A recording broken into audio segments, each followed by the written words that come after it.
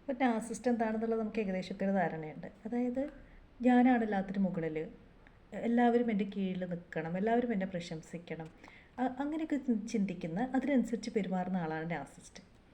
അപ്പോൾ ഒരു പക്ഷേ ചില പ്രത്യേക ടൈപ്പ് നാർസിസിസ്റ്റ് ഉണ്ട്. അവർ ഇങ്ങനെ അഗ്രസീവ് ആയിരിക്കില്ല, അവർ പ്രശംസ പിടിച്ചു പറ്റില്ല, പക്ഷേ അവർക്ക് പ്രശംസ വേണം. അവർ എല്ലാത്തിൻ്റെ മുകളിലാണെന്നുള്ളത് അവർക്ക് കാണിക്കണം, പക്ഷേ അതവർ വേറെ രീതിക്കാണ് കാണിക്കുക. ആ ടൈപ്പ് ഓഫ് നാർസിസ്റ്റിനെ നമ്മൾ പറയുന്നതാണ് കോവേർട്ട് നാർസിസ്റ്റ്. അപ്പോൾ ഇന്നത്തെ വീഡിയോയിൽ നമ്മൾ കോവേർട്ട് നാർസിസ്റ്റിനെ പറ്റിയിട്ടാണ് പറയുന്നത്. അപ്പോൾ അതിൻ്റെ കുറച്ച് സിംറ്റംസ് പറയാം. അപ്പോൾ അതിൻ്റെ കുറച്ച് എക്സാമ്പിൾസ് വെച്ചിട്ട് ഞാൻ പറയാം, അപ്പോൾ കുറച്ചുകൂടെ നമുക്ക് ഈസി ആയിരിക്കും അത് മനസ്സിലാക്കാനുള്ളത്. അപ്പോൾ അതൊരു കോവേർട്ട് നാർസിസ്റ്റ് എന്ന് പറഞ്ഞാൽ അവർക്ക് അവരൊരു വിക്ടിം മെൻറ്റാലിറ്റി ഉള്ളവരായിരിക്കും. അതായത് ഞാനിവിടെ ഇരയാക്കപ്പെടുകയാണെന്നുള്ള രീതിയിൽ അവർക്ക് നമ്മളുടെ സിമ്പതി പിടിച്ചു പറ്റുക എന്നുള്ളതാണ് അവരുടെ മെയിനായിട്ടുള്ളത്. അങ്ങനെയാണ് അവരുടെ ഇമ്പോർട്ടൻസ് ഉറപ്പിക്കുന്നത്, ത്രൂ സിമ്പതി. അപ്പം അതിനവർ ചെയ്യുന്നതെന്ന് വെച്ചാൽ അവർ പറയും, അപ്പോൾ ഒരു ഉദാഹരണം പറയുകയാണെങ്കിൽ, ആർക്കും എന്നെ ഒരു വിലയില്ല, ഞാൻ ഇത്രയൊക്കെ ചെയ്തിട്ടും എന്നെ ആരും എനിക്ക് ആവശ്യമുള്ളൊരു വാല്യൂ ഒന്നും ആരും തരില്ല, അങ്ങനെ ആ രീതിക്ക്. അതല്ലെങ്കിൽ എല്ലാവരും എനിക്കെതിരാണ്, എനിക്കിവിടെ ജീവിക്കാൻ പറ്റാത്ത അവസ്ഥയാണെന്നൊക്കെ അങ്ങനെയൊക്കെ പറയും. പിന്നെ എന്ന് വെച്ചാൽ ഇപ്പോൾ ഒരു പാരൻറ്റ് ചൈൽഡ് റിലേഷൻഷിപ്പിലാണെങ്കിലും ചില പാരൻസ് നമ്മൾ പറയുന്നത് കേട്ടിട്ടുണ്ട്, ഞാൻ എൻ്റെ ജീവിതം തന്നെ നിങ്ങൾക്ക് വേണ്ടിയിട്ടാണ് സാക്രിഫൈസ് ചെയ്തത്, എന്നിട്ടും നിങ്ങൾ എൻ്റെ അടുത്ത് കാണിക്കുന്ന ഇതാണോ, ആ രീതിയിൽ കുട്ടികളുടെ അടുത്ത് പറയും. അപ്പോൾ അതൊരു വിക്ടിം മെൻറ്റാലിറ്റി, സിമ്പതി പിടിച്ച് പറ്റിയിട്ട് അവരുടെ ഇമ്പോർട്ടൻസ് ഉറപ്പിക്കുന്ന ഒരു രീതി, അതാണ് ഒരു സിംറ്റം. രണ്ടാമത്തെ എന്താണെന്ന് വെച്ചാൽ പാസീവ് അഗ്രസീവ്നെസ് ആണ്. അവർ അഗ്രസീവ് അല്ല, പ്രകടമായിട്ട് അവർ അഗ്രസീവ്നെസ് അവർ കാണിക്കില്ല, പക്ഷെ അതവർ വേറെ രീതിയിൽ എന്താ പറയുക, ഒരു തരം ഒളിച്ച് കടത്തലാണ്. അതായത് അവർ സൈലൻറ്റ് ട്രീറ്റ്മെൻറ്റ് ചെയ്യും. സൈലൻറ്റ് ട്രീറ്റ്മെൻറ്റ് എന്താ പറയുക, എല്ലാ ടൈപ്പ് നാർസിസ്റ്റുകളും ചെയ്യും, പക്ഷേ ഇവരും സൈലൻറ്റ് ട്രീറ്റ്മെൻറ്റ് തരും. അതായത് എന്തെങ്കിലും അവർക്ക് നമ്മുടെ പെരുമാറ്റത്തിൽ എന്തെങ്കിലും അവർക്ക് ഇഷ്ടപ്പെട്ടില്ലെങ്കിൽ അവർ ഒന്നും മിണ്ടില്ല. അതായത് നമ്മൾ കണ്ടുപിടിക്കണം എന്താണ് നമ്മുടെ കയ്യിൽ വന്ന മിസ്റ്റേക്ക് എന്ന്, എന്നിട്ട് നമ്മൾ പോയിട്ട് അവരോട് സോറി പറഞ്ഞു കഴിഞ്ഞാൽ മാത്രമേ അവർ നമ്മളടുത്ത് നോർമലായിട്ട് ബിഹേവ് ചെയ്യുള്ളൂ. അതൊരു സൈലൻറ്റ് ട്രീറ്റ്മെൻറ്റ് അവർ ചെയ്യും. പിന്നെ അവർ ചെയ്യുന്നത് എന്താണെന്ന് വെച്ചാൽ, ഇപ്പോൾ നമ്മുടെ ഒരു ഓഫീസ് സിറ്റുവേഷനൊക്കെ ആണെങ്കിൽ, ഇപ്പോൾ നമ്മുടെ ബോസ് നമ്മുടെ ഈ നാർസിസ്റ്റായിട്ടുള്ള നമ്മുടെ കോവിഡ് നാർസിസ്റ്റായിട്ടുള്ള നമ്മുടെ കൊളീഗിനോട് പറഞ്ഞു, നീ ഇന്ന കാര്യം ഇന്നയാളോട് പറയണം. അതായത് നമ്മൾ ഏൽപ്പിക്കാനുള്ള എന്തോ ഒരു ഇമ്പോർട്ടൻറ്റ് വർക്ക് അത് അവരുടെ അടുത്താണ് പറഞ്ഞത് നമ്മളോടത്ത് പറയാൻ വേണ്ടിയിട്ട്. അപ്പം പക്ഷേ ഇയാൾ എന്ത് ചെയ്യും, ഒരിക്കലും നമ്മളോടത് പറയൂല. നമുക്ക് നല്ല പാര പണിയും. പിന്നെ നമ്മൾ അതായത് അവരെങ്ങനെയാണ് അവരുടെ അഗ്രസീവ്നെസ് കാണിക്കുക, എന്നിട്ട് ഒന്നും അറിയാത്തതുപോലെ അഭിനയിക്കുക. അയ്യോ ഞാൻ മറന്നുപോയി, ഇന്നലെ എൻ്റെ അടുത്ത് പറഞ്ഞിട്ടുണ്ടായിരുന്നു, സോറി. നമ്മുടെ എന്താ പറയുക, നമ്മുടെ ഒരു എക്സിസ്റ്റൻസിൻ്റെ അകത്ത് അവർ അത്രയും അങ്ങനെ പറയാൻ അവർക്കൊരു മടിയും ഉണ്ടാവില്ല എന്നുള്ളതാണ്. പിന്നെ ഉള്ളൊരു കാര്യം എന്ന് വെച്ച് കഴിഞ്ഞാൽ, ഇവർ പാസീവ് അഗ്രസീവ്നെസ് കാണിക്കുന്നത് ഇപ്പം നമ്മൾ ചില റീൽസിലൊക്കെ കാണാം, യഥാർത്ഥത്തിൽ വീടുകളിൽ സംഭവിക്കുന്നത് തന്നെയാണ്. ഇപ്പം മോനും ഭാര്യയും കൂടെ പുറത്തെവിടെയോ ടൂറിന് പോകാൻ നേരത്ത് പെട്ടെന്ന് അമ്മയ്ക്കൊരു നെഞ്ചുവേദന, അങ്ങനെയൊക്കെയുള്ള കേസസ് കണ്ടിട്ടില്ലേ. അപ്പോൾ അതൊക്കെ എന്ന് പറഞ്ഞാൽ അത് അങ്ങനെയാണ്. വേണ്ട, എൻ്റെ കാര്യം നിങ്ങൾ നോക്കണം, നിങ്ങൾ പൊയ്ക്കോ, എനിക്ക് കുഴപ്പമില്ല, ഞാൻ മാനേജ് ചെയ്തോളും, അങ്ങനെ പറയും. അത് എല്ലാ കേസിലും വരാം. ഇപ്പോൾ ഒരു ഗേൾ ഫ്രണ്ടിൻ്റെ ബോയ് ഫ്രണ്ട് കാര്യം, ഗേൾ ഫ്രണ്ട് അവരുടെ ഓഫീസിലൊരു ഇമ്പോർട്ടൻ്റ് ആയിട്ടുള്ള അവൾക്ക് ആ ഒരു കാര്യം ചെയ്ത് കഴിഞ്ഞാൽ ആൾക്ക് നല്ല പ്രൊമോഷനും കാര്യങ്ങളൊക്കെ കിട്ടാൻ, അങ്ങനെ ഒരു ഇമ്പോർട്ടൻ്റ് ആയിട്ടുള്ളൊരു ദിവസം പോകാൻ നോക്കുമ്പോൾ എന്തെങ്കിലും ഒരു പ്രശ്നം ഉണ്ടാക്കിയിട്ട് പോകാൻ സമ്മതിക്കാതെ ഇരിക്കുക.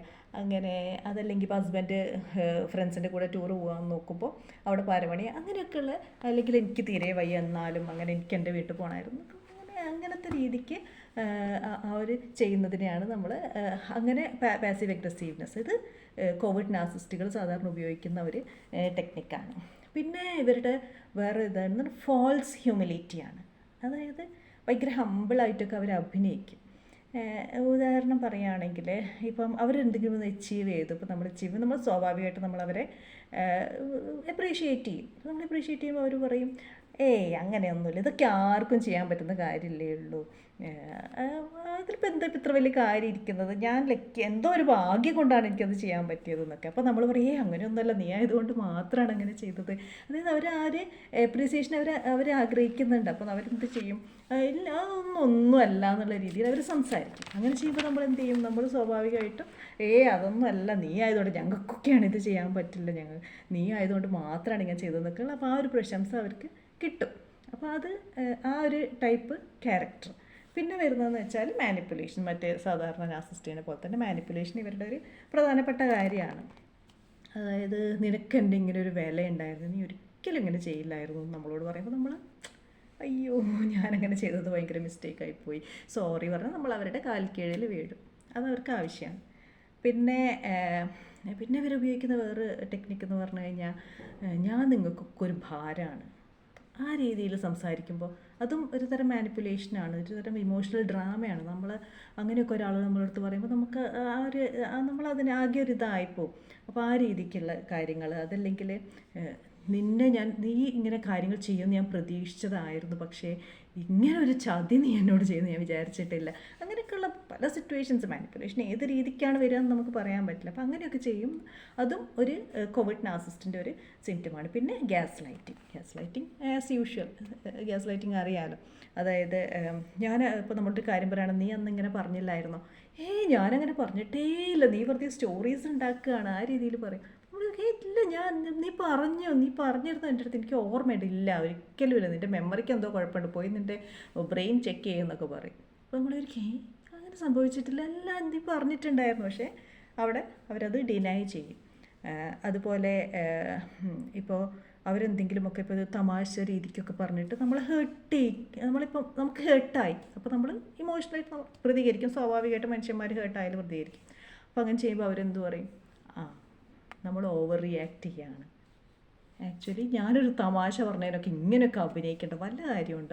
അപ്പോൾ അങ്ങനെ പറയുമ്പോൾ നമ്മൾ അയ്യോ, അങ്ങനെ ആ രീതിക്കുള്ള ഗ്യാസ് ലൈറ്റിംഗ് ഇവർ ചെയ്യും. പിന്നെ നമുക്ക് ഇവർക്ക് ഉണ്ടാകുന്ന ഒരു പ്രധാനപ്പെട്ട കാര്യം എന്ന് വെച്ച് കഴിഞ്ഞാൽ ഈ അസൂയയാണ്.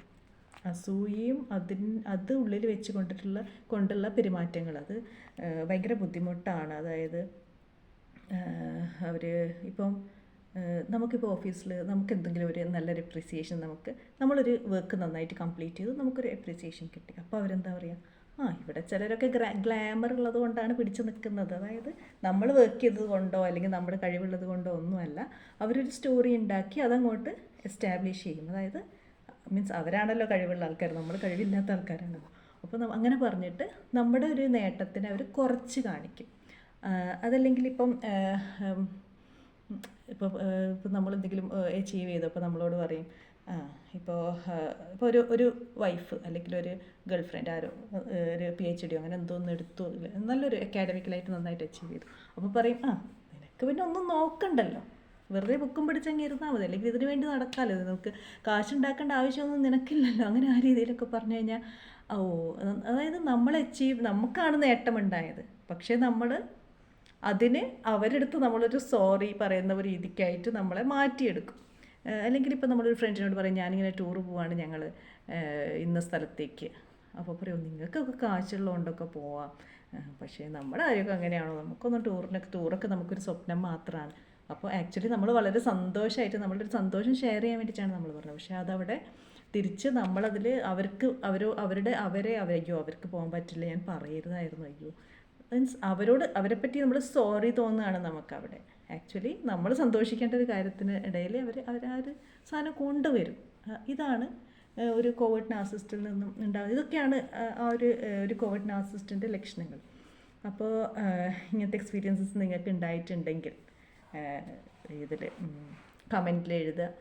അതുപോലെ ഇതുപോലുള്ള വീഡിയോസ്, സൈക്കോളജിക്കൽ അവെയർനെസ് വീഡിയോസിന് വേണ്ടിയിട്ട് ലൈക്ക് ചെയ്യണം, ഷെയർ ചെയ്യണം. ആർക്കെങ്കിലും ഇങ്ങനത്തെ വീഡിയോസ് ഇത് ഉപകാരപ്പെടുമെന്ന് തോന്നുകയാണെങ്കിൽ അവർക്ക് ഷെയർ ചെയ്ത് കൊടുക്കണം. അപ്പോൾ അടുത്ത വീഡിയോയിൽ വീണ്ടും കാണാം.